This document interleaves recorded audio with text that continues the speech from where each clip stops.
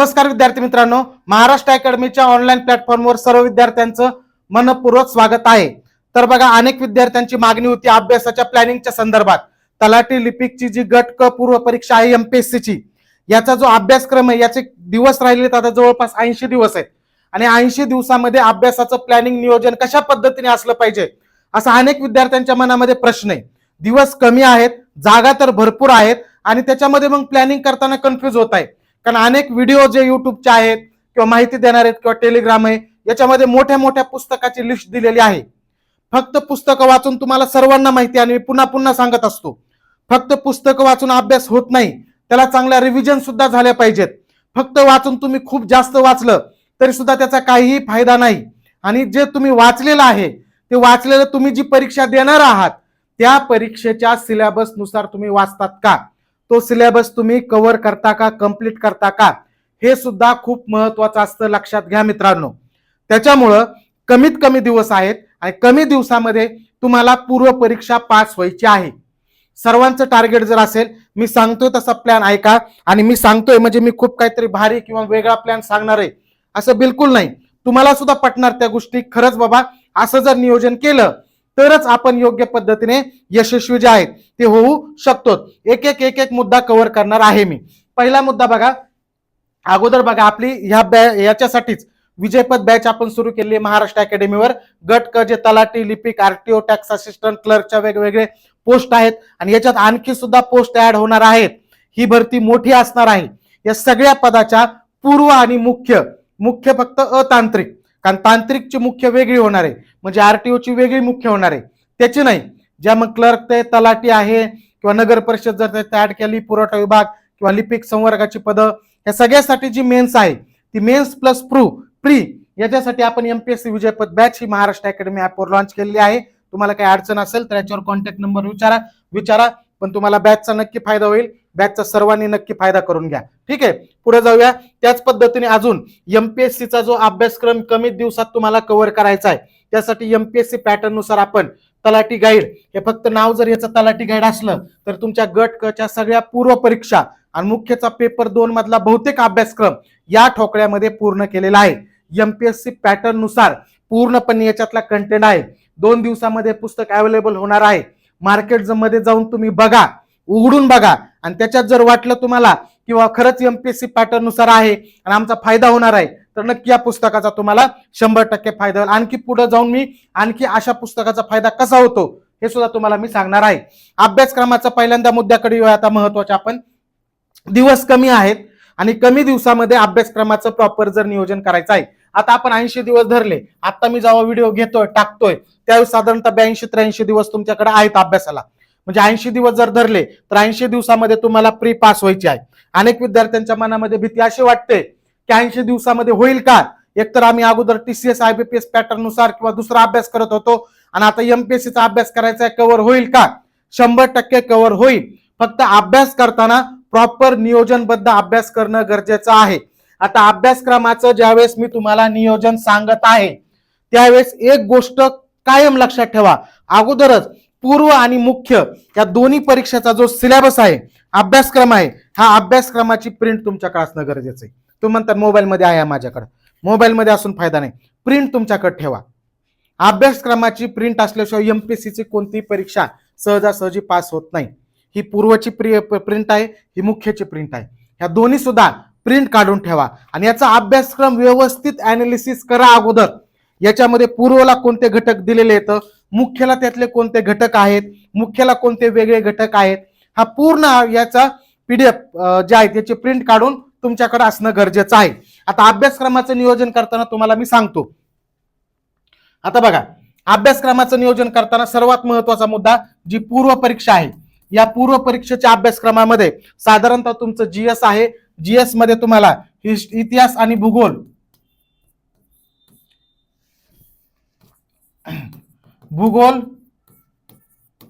इतिहास, राज्यघटना, चालू घडामोडी, गणित बुद्धिमत्ता, अजून कोणता विषय राहिला, अर्थशास्त्र, विज्ञान, हे विषय आहेत पूर्वला. 1 तासाचा वेळ आहे, 100 गुण आहेत 100 प्रश्न आहेत आणि 1/4 निगेटिव्ह आहे. ठीक आहे, हे तुम्हाला आता बेसिक सिलेबस तर तुम्हाला हा माहिती झालेला असेल. आता हे सगळ्याचे प्रश्न सुद्धा तुम्हाला माहिती आहे. भूगोलाचे 10 प्रश्न, इतिहासाचे 10 प्रश्न, राज्यघटनेचे 15 प्रश्न, चालू घडामोडी 15 प्रश्न, गणित बुद्धिमत्ता 20 प्रश्न, अर्थशास्त्र 15 प्रश्न, विज्ञान 15 प्रश्न. विज्ञानामध्ये सुद्धा आरोग्यशास्त्र, प्राणीशास्त्र आणि वनस्पतीशास्त्र जे आहे म्हणजे बायोलॉजी जे आहे, जीवशास्त्र, त्याच्यावर जास्त प्रश्न विचारले जातात. 10 प्रश्न तर त्यातलेच असतात, 10-12 प्रश्न. अशा पद्धतीने हा सिलेबस आहे. एकूण 100 गुणाची टेस्ट परीक्षा जी आहे तुमची, याच्यामध्ये तुम्हाला आता पहिल्यांदा सगळ्यात मार्क किती घ्यायचे तुम्हाला एक सांगतो. जागा वाढणारे जवळपास 9 लाखाच्या आसपास फॉर्म जातील. 7.5 लाख प्लस फॉर्म गेलेत. अजून 2-3 दिवस समजा फॉर्म भरायला डेट आहे, तर तुमचे फॉर्म साधारणतः 9 लाख धरून चाला. आता 9 लाख फॉर्म आहेत, फॉर्म खूप जास्त आहेत म्हणून घाबरून जायचं काही कारण नाहीये. तुम्हाला सांगतो ना, प्लॅनिंगने अभ्यास करणारे सगळे 9चे 9 लाख नसतात. 10% पोरं असतात जे प्लॅनिंग योग्य नियोजन पद्धतीने अभ्यास करतात. त्या 10% मध्ये अगोदर तुम्हाला यायचंय आणि मग तुमच्यात कॉम्पिटिशन होणार आहे आणि मग तुम्ही प्री काढणार आहेत. तुम्हाला सांगतो एक आणखी याच्यात जागा वाढणार आहेत. आपण धरून चालू की 50 प्लस मेरिट लागेल. 50 मार्क आपल्याला पाडायचे आहेत, एवढं धरून चालू. कशाला? पूर्व परीक्षेला 50 प्लस जायचं आहे. आता 50 प्लस जायचं आहे. विषय एवढे मोठे येतं, प्रत्येक विषय डिटेलमध्ये आहे. आता इतिहास आणि भूगोल महाराष्ट्राच्या विषय संदर्भात असतात, पण भारताचा पण विचारतात, इथं सुद्धा भारताचं विचारतात. लक्षात. पर्यावरणाचे सुद्धा काही कन्सेप्ट ज्या भूगोलाशी कॉमन आहेत ते इथं येतात. पर्यावरण विषय पूर्व परीक्षेला नाहीये, मुख्य परीक्षेला आहे, पण इथं तरी पण काही कन्सेप्टवर प्रश्न इथं विचारले जातात. त्यामुळे त्या कन्सेप्ट सुद्धा आपल्याला कराव्या लागतात. म्हणजे या ठिकाणी महाराष्ट्रावर जास्त इथं भर द्यायचा आहे. राज्यघटना तर खूप मोठा सिलेबस आहे. चालू घडामोडी किती वाचल्या तरी कमीच पडतात. गणित बुद्धिमत्ताचे 20 प्रश्न आहेत, पण एकच तासन 100 गुण मोठे मोठे प्रश्न आहेत. मग ते सुद्धा कसं मॅनेज करायचं, अशा अनेक प्रश्न तुमच्या मनामध्ये असतील, पण तुम्ही प्रॉपरली टेक्निकली अभ्यास करायचा आहे. सर्वात महत्वाचं या ठिकाणी मी पहिल्यांदा सांगितलं तुम्हाला सिलेबस आहे. सिलेबस बरोबर झालेले जे पेपर आहेत, ओरिजिनल पेपर, पुस्तकं नाही. त्या विश्लेषणाचे पुस्तकं वाचून माझी प्री कशी निघाला म्हणून बोंबलणारे बरेच जण येतं. ओरिजिनल ह्याच्या प्रिंट काढायच्या आणि ओरिजिनल प्रिंट काढून त्याच्यावर अनालिसिस करायचं. अनालिसिस करायचं म्हणजे फक्त खरडून काढायचं नाही. कोणत्या घटकावर भर जास्त दिला जातो, कशावरचे प्रश्न जास्त येतं, कोणत्या घटकावर प्रश्न विचारत नाहीत, हे सगळं समजून घ्या. आणि हे सगळं समजून घेतलं ना तुम्हाला हा सिलेबस खरंच सांगतो प्रामाणिकपणे 80 दिवसामध्ये मोठा वाटणार नाही. जर तुम्ही अगोदर अभ्यास करत आहात तर बराचसा तुम्ही सरळ सेवा पोलीस भरतीच्या पोरांचा सुद्धा याचा 50-60% अभ्यास झालेला असतो ऑलरेडी. त्या 30-40% भर घालावं लागते. मग हे भर घालताना कमीत कमी वेळेमध्ये हे सगळं कव्हर करायचंय आणि फक्त अभ्यास नाही करायचा आहे. लक्षात ठेवा पोरांनो, रिव्हिजन करायची, एमसीक्यूचा सराव करायचा आहे, पीवायक्यू जे आहेत पीवायक्यू सगळे सोडून काढायचे. या सगळ्या गोष्टी करायच्यात तुम्हाला. त्याच्यामुळे इथं वेळ तर लागणार आहे, प्रॉपर नियोजन करणं गरजेचं आहे. मी तुम्हाला सांगतो, तुम्ही प्रायोरिटी ठरवा की मी अगोदर मला कोणते विषय सोपे जाणार आहेत आणि याच्यापैकी कोणतेही 3 विषय असे निवडा गणित बुद्धिमत्ता सोडून, की त्या 3 विषयाचा कसाही प्रश्न आला तरी मला माझं उत्तर बरोबर आलाच पाहिजे असा मी अभ्यास करणार आहे. म्हणजे 1, 2, 3, 4, 5, 6 गणित बुद्धिमत्ता सोडून 6 विषयापैकी 3 विषय. म्हणजे तुम्ही जर भूगोल इतिहास करत असाल तर कमीत कमी 9 मार्क तुम्हाला पडले पाहिजेत. राज्यघटना करत असाल तर 12-13 मार्क पडले पाहिजेत. आणि दुसरा एखादा समजा विज्ञानचा विषय करत असाल तर विज्ञानला कमीत कमी 10+ मार्क पडले पाहिजेत. लक्षात. त्यानंतर चालू घडामोडी करतच राहावं लागतात. लक्षात. तिथं सुद्धा निम्म्यापेक्षा जास्त मार्क पडले पाहिजेत. मग हे जे विषय आहेत इतिहास, भूगोल, राज्यघटना आणि विज्ञान, या 4 पैकी 3 विषय असे घ्या की परफेक्टली मला त्याच्यात कशाही येऊ द्या, लईत लई 1-2 प्रश्न चुकतील माझे. अशा पद्धतीने प्रिपरेशन करा. सगळे विषय तितके परफेक्ट तुमचे होणार नाहीत. विषय मी स्किप करायचे म्हणत नाही, पण काही विषय प्रायोरिटीने ठरवा की ह्या प्रायोरिटीने या विषयावर मला जास्त भर देऊन इथं जास्तीत जास्त मार्क काढायचे. आपल्याला 80-90 मार्क नाही घ्यायचे. जर 80-90 मार्क घ्यायचे असले तर सगळेच विषय तितकेच परफेक्ट करावे लागले असते आणि तेवढे परफेक्ट 80 दिवसामध्ये होणार नाहीत. हे पण तेवढंच महत्वाचं आहे. त्यामुळे असे विषय निवडा 2-3 की तिथं मला त्या 2-3 विषय धरून 30+ मार्क कसेही गेले पाहिजेत. 3 विषयामध्ये 30+ टार्गेटच ठेवा. लक्षात. आणि टार्गेट मोठं ठेवायचं. 3 विषयात जर 30 घेतले तुम्ही तर कसेही तुम्ही चालू घडामोडी 1, 2, 3, 4, 5 समजा 1, 2, 5 विषयापैकी 3 विषय नाही 5 विषयापैकी समजा 3 विषयापैकी 30 आणि एखादा विषय असा आहे की त्याला 8 ते 10 मार्क धरा, आपण 38च धरू, 8च मार्क. म्हणजे 4 विषयाचे 38 मार्क तुम्हाला टार्गेट ठेवायचे. 4 विषयाचे चालू घडामोडीला किमान निम्मे तरी मार्क पडले पाहिजेत तुम्हाला, निम्मे. बघा मी तुम्हाला डिस्ट्रीब्युशन सांगतोय, मी काय लक्षात, मी माझ्या कॅल्क्युलेशन नुसार सांगतो, कारण मी प्रत्येक आता पूर्व परीक्षा ज्यावेळेस पास असतो त्यावेळेस माझ्या डोक्यामध्ये असतं मला कोणत्या ह्याचे मार्क येणार आहेत, कोणत्याचे येणार नाहीत. मला अर्थशास्त्राचे मार्क कटतात, माझे विज्ञानचे मार्क कधीतरी कटतात, पण मला माहिती आहे चालू घडामोडीचे माझे मार्क येतात, राज्यघटनेचे येतात, भूगोलाचे येतात, इतिहासाचे काढतात. मग त्याच पद्धतीने मी शेवटच्या 8 दिवसात नियोजन करतो, आपोआप प्री, म्हणजे मी अभ्यासात नाहीये तरी सुद्धा प्री निघून जाते. मग तसं नियोजन करा तुम्ही, विषयानुसार प्रायोरिटी ठरवा विषयांची. हे विषय मला परफेक्ट आले पाहिजेत किंवा सोपे वाटतात, मला वाचायला इंटरेस्टेड वाटतात आणि त्याचे प्रश्न सोडवले तर त्याचे प्रश्नही बरोबर येतात. नाही तर इंटरेस्टेड वाटून काय फायदा नाही. आता मला इतिहास वाचायला इंटरेस्टेड येतो, पण मला नाही कधी 12-13 मार्क येत, कुणाला येत नाहीत समजा, मग त्याचा काय फरक पडतो, प्रश्न बरोबर येणं गरजेचं आहे तुमचं. त्यामुळे एक नियोजन करा की 3-4 विषय असे निवडा की त्याच्यामध्ये जरा चांगला स्कोर माझा गेला पाहिजे. गणित बुद्धिमत्ता स्किप करून चालत नाही. गणित बुद्धिमत्ता जर मागचा पॅटर्न बघितलं 2 वर्षाचा तुम्ही आयोगाचा एमपीएससीचा, गणित बुद्धिमत्ताचे प्रश्न हे फार अवघड विचारतात असं नाही, फार अवघड विचारतात असं नाही, वेळ खाऊ प्रश्न असतात ते, आणि तुम्हाला 1च तास वेळ आहे. त्यामुळे गणित बुद्धिमत्ताला सुद्धा तुम्ही निम्म्याच्या पुढे जाणं गरजेचंच आहे. मग तुम्ही 48 याच्यात जातात आणि एखाद 2 विषय जे स्किप केलेत त्याच्यातून तुम्ही स्किप म्हणजे थोडासा अभ्यास कमी ठेवलाय 2 विषयाचा. जसं की मी माझं सांगितलं होतं विज्ञान आणि अर्थशास्त्राचा थोडासा माझा अभ्यास कमी असतो, त्याला मी तरी पण मार्क चांगले पडतात मला, म्हणजे 10-10 प्लस तर पडूनच जातात. पण तरी सुद्धा आपण 5-5च धरले तरी सुद्धा मग 58 स्कोर होतो. 58 जर मार्क तुम्हाला पडले तर तुमची प्री कोणत्याच परिस्थितीत राहत नाही. म्हणजे 4 विषयाचे धरून तुम्हाला 38 पर्यंत न्यायचे. गणित बुद्धिमत्ताचे मी फक्त निम्मे धरले, 10 प्रश्न, 12-13 सहज बरोबर येऊ शकतात. त्याचं नियोजन मी पुढे सांगणार आहे तुम्हाला. पहिल्यांदा काय सांगतोय मी, अभ्यासक्रमाचं नियोजन, पुढे 80 दिवसाचं नियोजन सांगतोय मी तुम्हाला. हे सगळं म्हणजे कोणतेही 4 जे प्रायोरिटीचे विषय ठरलेत तुम्ही त्या 4ला 38 मार्क धरून चाला माझ्या कॅल्क्युलेशन नुसार. 10 मार्क प्रश्न गणित बुद्धिमत्ताचे धरून चाला, आणि चालू घडामोडी आणि आणखी एखादा विषय तुम्ही जो बाजूला कमी प्रायोरिटी ठेवलेला आहे त्याला तुम्ही 10च धरा, असे धरून 58 मार्काचं नियोजन अशा पद्धतीने करा. मला सगळ्याच विषयाला पैकीच्या पैकी पडले पाहिजेत आणि सगळेच प्रश्न बरोबर आले पाहिजेत, हे आत्ताच्या घडीला शक्य नाहीये आणि त्याची आवश्यकताही नाहीये. तुला प्रीला 80 मार्क 70 मार्क पडले म्हणून तुला आता ते मेन्सला ऍड करणार आहेत असं नाही होत. मेन्सचं मग प्लॅनिंग वेगळं आहे, लक्षात येते ना. त्यामुळे हे लक्षात ठेवा, अशा पद्धतीने अभ्यासक्रम, झालेल्या प्रश्नपत्रिका त्या बघा, त्याचा अनालिसिस करा, कोणत्या घटकावर जास्त प्रश्न आहेत ते घटक प्रायोरिटीने करा. आता मी पॉलिटीचं मागे अनालिसिस सांगितलं होतं, पंचायत राजवर 11 प्रश्न विचारलेत, त्या 11 पैकी 5-7 प्रश्न फक्त 73-74 घटना दुरुस्तीत विचारलेत, आणि राहिलेले जे काही प्रश्न आहेत ते ग्रामपंचायत, ग्रामसभा वगैरे याच्यावरच विचारलेत. म्हणजे 11 पैकी 9-10 प्रश्न हे फक्त ग्रामपंचायत 73-74 घटना दुरुस्ती विचारलेत. आता मी अनालिसिस केलंय म्हणून याचं उदाहरण सांगतोय बरं का तुम्हाला. अशा पद्धतीने प्रश्न विचारतात, मग हे तुम्हाला लक्षात येणं गरजेचं आहे. लक्षात, मी भूगोलाचं सांगतो तुम्हाला, मी अनालिसिस जेवढं तुम्हाला एक्झाम्पल देतोय, मी भूगोलाचं जेव्हा 2-3-4 वर्षाच्या प्रश्नपत्रिका मागच्या बघितल्या त्यावेळेस माझ्या एक लक्षात आलं, अरे भूगोलावर एक तर अभयारण्य, राष्ट्रीय उद्यान बरं का, त्यानंतर धरणं, जलविद्युत प्रकल्प, ह्याच्यावर प्रश्न जरा जास्त विचारतात. ऑब्झर्व केलं, हे प्रायोरिटी बारीक बारीक गोष्टी याच्यातल्या करून घ्यायचा, म्हणजे असा अभ्यास करावा लागतो. आणि लोकसंख्या, एकही प्रश्नपत्रिका नाही की लोकसंख्येवर प्रश्न नाही. मग हे घटक जर परफेक्ट केले तर याच्यावर मिळूनच ह्या 10 पैकी 5 प्रश्न विचारतात, 5-6 प्रश्न एवढ्याच घटकावर. बघा तुम्ही प्रश्न ग्रुप सी चे, लक्षात, मी रील सुद्धा टाकले आहेत त्याच्या विश्लेषणाच्या, कोणत्या घटकावर किती प्रश्न आलेले ते. म्हणजे काय, तुम्ही असं नियोजन अगोदर केलं ना, तुम्हाला भर कशाला द्यायचं हे लक्षात येतं आणि आपोआप तुम्हाला मार्क यायला सुरू होते. हे अनालिसिस तुम्ही स्वतः करा, जेवढं स्वतः तुम्ही अनालिसिस करता तेवढं परफेक्ट तुमच्या लक्षात राहील. आणि त्याच्यासाठी ओरिजिनल सिलेबस तुमचा पाहिजे आणि या ओरिजिनल प्रश्नपत्रिका पण पाहिजे.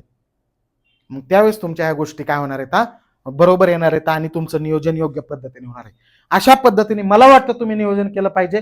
प्रत्येकाचं नियोजनाचा वेगळा वेगळा भाग असू शकतो, पण मला हे वाटतं तुम्ही याच्यावर प्रयत्न करून बघा. त्यानंतर बघा, पूर्व आणि मुख्यचा अभ्यास सोबत करायचा की वेगवेगळा करायचा.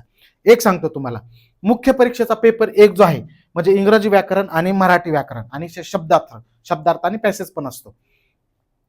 100 प्रश्न, 50 प्रश्न दोन्हीचे असतात. 200 गुणाला मुख्याला 2 मार्काला एक प्रश्न असतो. 100 प्रश्न 200 गुण, बरोबर का. वेळ तेवढाच असतो, 1 तास एका पेपरला.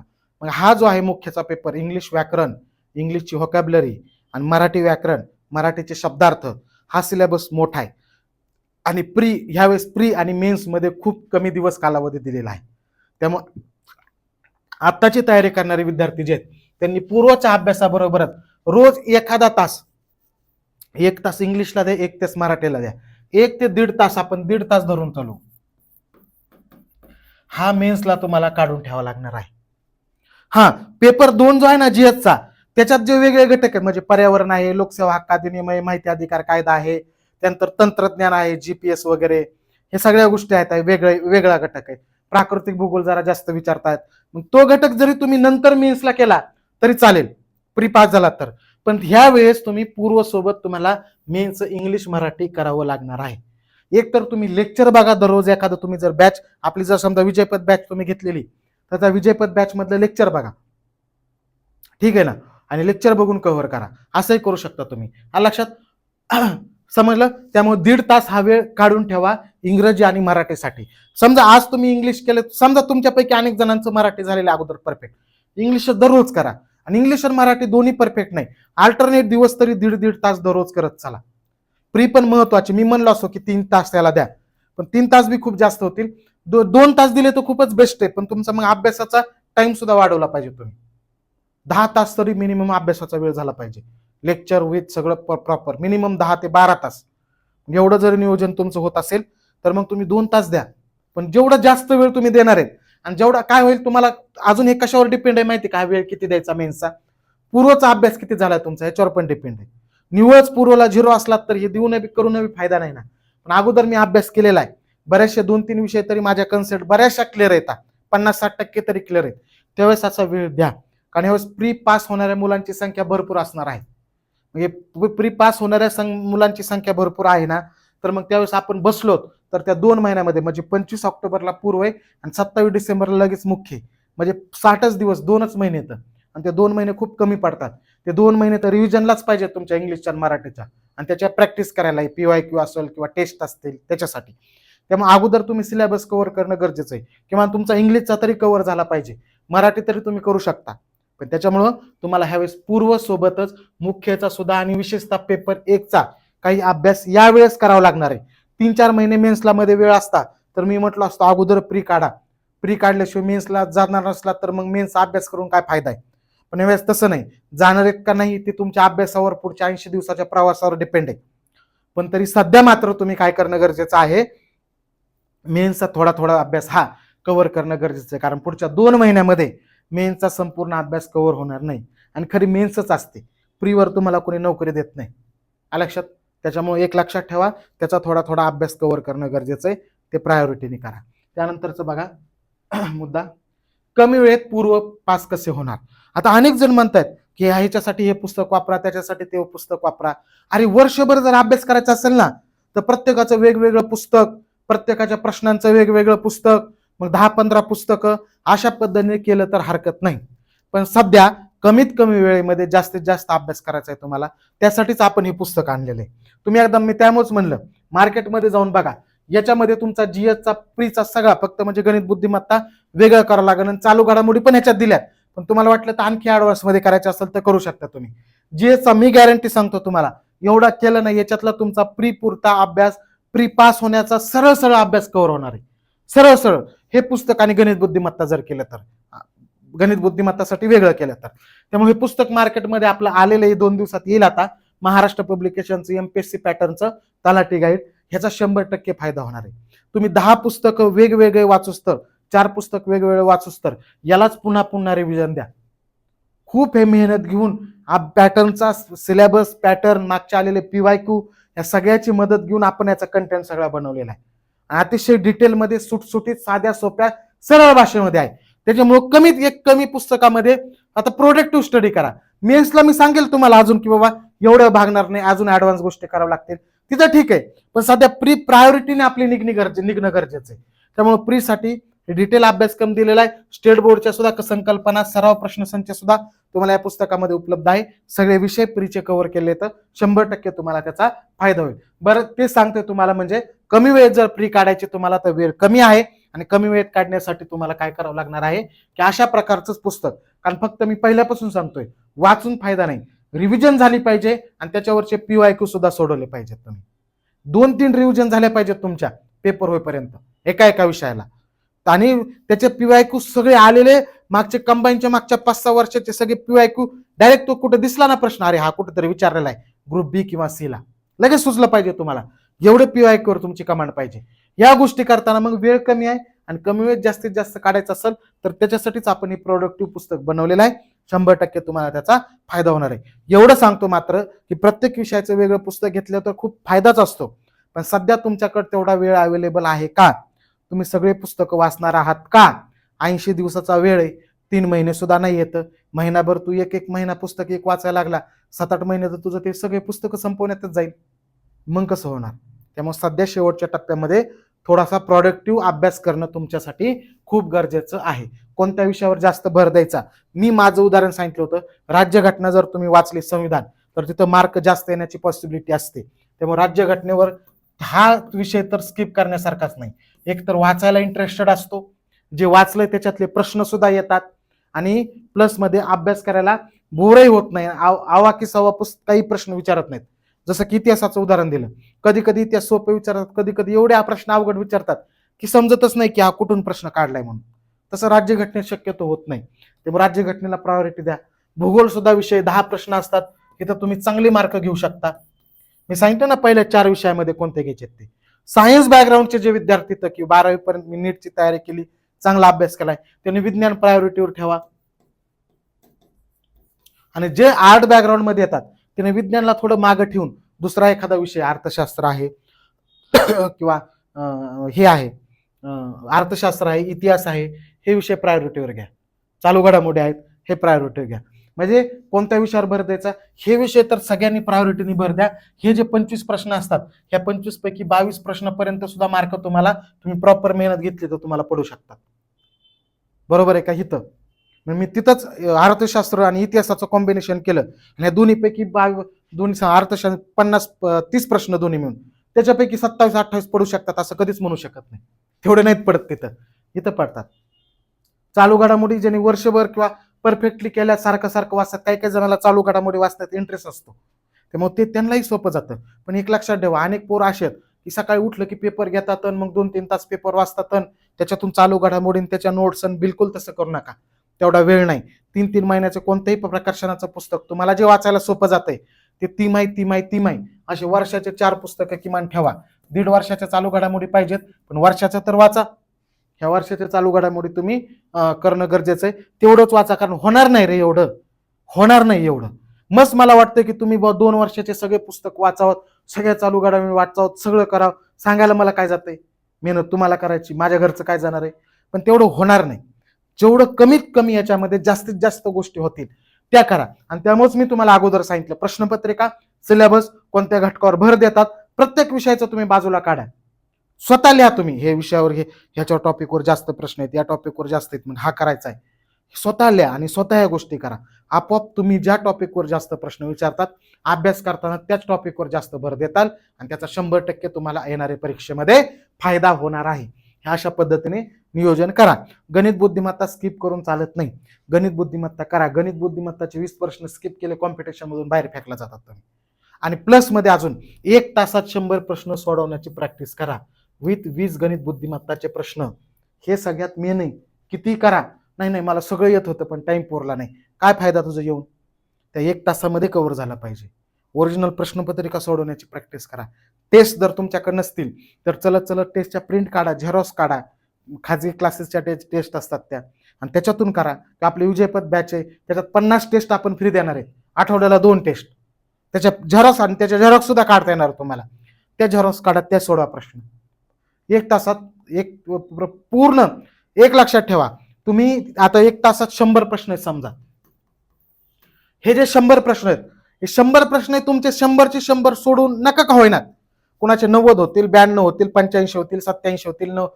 85 तर खालीच आलंच नाही पाहिजे अटेम्प्ट, किती अवघड पेपर येऊ काही हो. आणि माझा तर अंदाज आहे 95 प्लस गेलाच पाहिजे अटेम्प्ट. आल्याशात 1/3 निगेटिव्ह असते. शेवटी तुक्के मारले तरी फायदा होतो असं काही नाही, पण ते तुक्के सुद्धा ज्याचा अभ्यास आहे त्याचेच बरोबर येतात. ती अभ्यासाची मॅच्युरिटी आली पाहिजे की हे उत्तर असू शकतं माझं, असं मला वाटतंय. हे कधी वाटतं माहितीये का? तुमचा परफेक्ट अभ्यास असेल तेव्हा. आणि तेव्हा तुक्के मारलेले सुद्धा बरोबर येतात. तुक्के मारणं म्हणजे डायरेक्ट इथं ठेवतो 2 वर, आता याचं 2 करतो, आता याचं 4 करतो, तसं नाही. प्रश्न 100चे 100 तुमचे वाचून झाले पाहिजेत. सोडून नाही झाले तर हरकत नाही, वाचून झाले पाहिजेत. सोडून तुम्ही 90 सोडवले, 10 मला सोडवता नाही आले, पण शेवटच्या प्रश्नापर्यंत त्या 1 तासामध्ये मी एकही प्रश्न स्किप केला नाही, हे डोक्यात ठेवा. मग ते टाइम मॅनेजमेंटसाठी तुम्हाला प्रॉपर टाइम लावून टेस्ट सोडावे लागणार आहेत. आपल्या विजयपथ बॅचमध्ये आपण आठवड्यात 2 टेस्ट 50 टेस्ट फ्री देणार आहे 80 दिवसात. 100% तुम्हाला त्याचा फायदा होणार आहे. ठीक आहे, अशा पद्धतीने नियोजन करा. चालू घडामोडीचा अभ्यास करताना मी मगाशी सांगितलं तुम्हाला, माझं असं म्हणणं आहे आपल्या ठोक्यात चालू घडामोडी दिल्या येतात, त्यात थोड्या ऍडव्हान्स केल्या तर चांगलंच आहे. जर ऍडव्हान्स करायचं असेल तुम्हाला 3 किंवा 6 पुस्तक, जर 6 असतील पुस्तकं तर 2 घ्या आणि ते उकळून वाचून काढा. आणि पेपरच्या अगोदर 1 महिन्याच्या करंट विचारत नाहीत. म्हणजे तुमचा आता पेपर 25 ऑक्टोबरला आहे, तर ऑक्टोबर महिन्यात काही घडू द्या, तुम्हाला प्रश्न येणार नाही. सप्टेंबर पर्यंतच विचारतील. कधी कधी 3-3 वर्षाच्या चालू घडामोडी विचारतात. मग तुम्ही 3-3 वर्षाच्या सगळे पुस्तकं गोळा करून वाचणार आहेत का? नाही. इथे सगळे 15ची 15 बरोबर येण्याची अपेक्षाच नसते. ठीक आहे ना, 8-10 तरी माझे बरोबर आले पाहिजेत, असं टार्गेट ठेवा इथं चालू घडामोडीला. त्यामुळे वर्षाच्या परफेक्ट करा. आणि मग जर वेळ भेटणार नाही रे यावेळेस, त्यामुळे 1 वर्षाचं 6 महिन्याचे पुस्तकं घ्या. मग सेपरेट मासिक पण घेऊ नका, एवढा वेळच नाही वाचायला. आणि वाचून त्याला रिव्हिजन झाली पाहिजे. तुम्ही वाचताना पण त्याला रिव्हिजन होणार आहे का, हे पण महत्वाचं आहे. त्यामुळे आपल्या टेस्टला आपण त्या पॅटर्ननुसार करंटचे क्वेश्चन पण देणार आहोत. प्लसमध्ये पूर्ण टेस्टमध्ये करंटचे रिसेंटचे म्हणजे जसे विचारले जाऊ शकतात त्या पद्धतीने प्रश्न देणार आहोत आपण टेस्टमध्ये. आपल्या करंट सकट टेस्ट असणार आहे आपली, त्यामुळे फायदा होईल. कधी कधी सेपरेट आपण करंटची पण एक टेस्ट देणार आहेत, त्यामुळे त्याचा फायदा होईल. विजयपथ बॅचचा तुम्हाला 100% फायदा होईल. अशा पद्धतीने चालू घडामोडीचा अभ्यास करा. वृत्तपत्र वाचत बसायचं नाही, प्लसमध्ये मासिक वाचत बसायचं नाही. लक्षात ते हे घ्यायचे. आणि जेव्हा तुम्हाला अभ्यास करताना बोर झालं की मग करंटचं पुस्तक काढायचं आणि त्यातलं करंट वाचायचं. करंट वाचताना कमी बोर होतं सब्जेक्ट वाचण्यापेक्षा. अशा पद्धतीने तुमचं दररोजचं नियोजन ठेवा. अर्धा पाऊण तास तुम्ही रोज करंट वाचलं तरी सफिशियंटली होऊन जातं ते. ठीक आहे, चालू घडामोडी अभ्यास सांगितलं ना, आता डबल झालं. ठीक आहे, गणित बुद्धिमत्ताचा अभ्यास करताना, गणित बुद्धिमत्तामध्ये सुद्धा पोरांनो एक लय भारी मजा आहे. गणित बुद्धिमत्ताचा अभ्यासक्रम मोठा आहे, पण तुम्ही मागच्या 4-5 वर्षाच्या जर प्रश्नपत्रिका बघताल तर तुम्हाला लक्षात येईल की असे ठरलेले दोन्ही मिळून 10-15 चॅप्टर आहेत, त्याच्यावर पुन्हा पुन्हा प्रश्न विचारतात. ते करा. आणि गणित बुद्धिमत्ताचा दररोज अभ्यास करा. दररोज भाषा विषय करा मेन्ससाठी. दररोज अर्धा पाऊण तास चालू घडामोडी करा. बरं का, गणिताची रोज तुम्ही 1-1.5 तास तयारी धरू आपण. 1.5 तास, 1.5 म्हणजे 1.5 तास. चालू घडामोडी एखादा तास. आणि दररोज गणित बुद्धिमत्ताला 2 तास. म्हणजे 2-3-4 4.5 तास. 4.5 तास ह्या विषयाला द्या, बाकीच्या विषयाला 5-6 तास द्या कमीत कमी. तेवढा तर अभ्यास करावाच लागणार तुम्हाला. ह्या गोष्टी करा तुम्ही प्लॅनिंग करून. मग तुमचं काय होईल, दररोजचे दररोज अभ्यास होईल. या गोष्टीला दररोज वेळ द्या.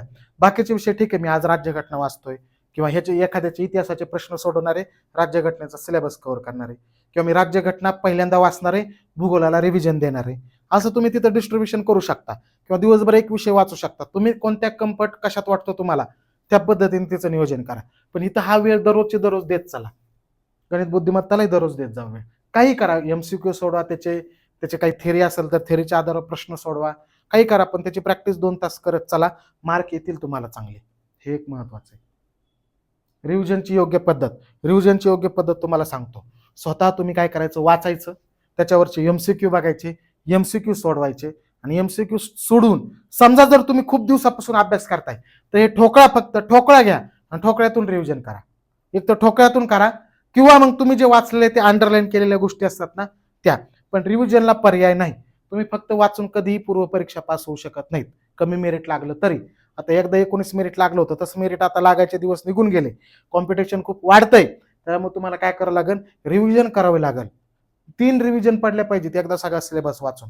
म्हणूनच म्हणतोय कमीत कमी सिलेबस अभ्यासक्रम हे घ्या, छोट्या पुस्तकातून जास्तीत जास्त तुम्ही पोटेन्शियल काढायचा प्रयत्न करा. रिव्हिजन पडल्याशिवाय तुमचे प्रश्न बरोबर येत नाही. रिव्हिजन तुम्ही ठोकळ्यातून द्या, किंवा अंडरलाईन केलेले मुद्दे असतात, किंवा शॉर्ट डायरी बनवा एखादी. कोणताही ऑप्शन वापरू शकता, तुम्हाला जो कम्फर्टेबल आहे त्या पद्धतीने. लक्षात, मी जर रिव्हिजन करायचं असेल ठोकळा घेतो. आता जसं की आपला तलाठी गाईड आहे तो ठोकळा आहे त्याच्यामध्ये कमीत कमी वेळामध्ये होणार आहे. सगळं त्याच्यातच रिव्हिजन दिलं आणि त्याच्यातच अभ्यास करेल, MCQ सोडायला दुसरं घेईल. अशा पद्धतीने रिव्हिजनची योग्य पद्धत आहे. विजयपथ बॅच आहे. बघा आपल्या महाराष्ट्र अकॅडमी ॲपवर 100% हिचा फायदा होणार आहे आणि तुमचा अभ्यासक्रम सगळा कव्हर केला जाणार आहे याच्यामध्ये. मग तुमचा सेल्फ स्टडी प्लस आमचं गायडन्स नक्की तुम्हाला याचा 100% फायदा होईल. नक्की ॲप डाउनलोड करा आणि जर बॅच अजूनही घेतली नसेल तर घ्या मुलांनो. तुमचा काही याच्यामध्ये नुकसान होऊन आम्ही देणार नाहीत. 100% फायदा होईल. आपली टीम तुम्हाला प्रत्येक विषयाचं योग्य पद्धतीने मार्गदर्शन करेल विजयपथ या बॅचवर. आणि हे पुस्तक सुद्धा आहे रिव्हिजनसाठी आणि 80 दिवसामध्ये कव्हर करण्यासाठी. हे तलाठी गाईड हे पुस्तक तुम्हाला खूप फायदेशीर ठरणार आहे. मी म्हणतोय म्हणून नाही, पुस्तकासाठी तर मी सांगतो जाऊन बघा, तुम्ही पानं उघडून बघा, तुम्हाला वाटलं इतर ठोकळ्यासोबत तुलना करून बघा, याच्यातला कंटेंट भारी वाटला, याच्यातला कंटेंट MPSC पॅटर्न नुसार वाटला तरच घ्या, नाही तर बिलकुल घेऊ नका. पण 100% जर कंटेंट चांगला वाटतोय, MPSC पॅटर्न नुसार वाटतोय तर मग घ्याच, कारण कमी वेळेमध्ये तुम्हाला रिझल्ट देण्यासाठी खूप फायदेशीर हे पुस्तक ठरणार आहे. आणखी तुमच्या मनामध्ये प्रश्न काय असतील तर नक्की मला सांगा, कमेंटमध्ये सांगा. व्हिडिओ आवडला असेल लाईक करा. आणखी कोणत्या टॉपिकवर जर व्हिडिओ बनवायचा असेल तर ते पण सांगा. तुमची प्रत्येक मागणी आपण पूर्ण करण्याचा प्रामाणिकपणे प्रयत्न करू. धन्यवाद.